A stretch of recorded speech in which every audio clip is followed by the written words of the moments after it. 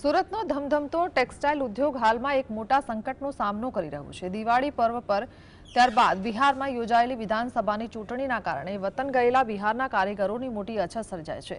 ખાસ કરીને બિહાર ચૂંટણીના કારણે શ્રમિકોના પરત આવવામાં વિલંબ થઈ રહ્યો છે, જેને પગલે ડાઇંગ અને પ્રિન્ટિંગ મિલોનું ઉત્પાદન ખોરવાઈ ગયું છે। લેબરની અછત એટલી હદે વધી ગઈ છે કે મિલ માલિકોને હવે કામદારોને સુરત પરત લાવવા માટે સામેથી ટિકિટ ભાડું મોકલી આપવાની નોબત આવી છે। પરત નથી આવ્યા, કઈ રીતના પ્રયાસ હવે ફરીથી બોલાવવા? મૂળ જે બિહારનું ઇલેક્શન હતું તેને હિસાબે કામદારો ખૂબ મોટી સંખ્યામાં ગયા હતા અને અમે લોકોએ પણ અહીંયાથી એમને છઠની પૂજાને આ ઇલેક્શન હોવાથી અમે એમને મોટા પ્રમાણમાં લગભગ જેને જોવું હતું બધાને મોકલી આપ્યા બિહારના કારીગરોને। હવે પરિણામ પણ આવી ગયું છે, એ લોકો પણ આવવા માટે તૈયાર છે, પણ અમુક ટ્રેનનું બુકિંગોને એ તે અત્યારે ચાલુ છે।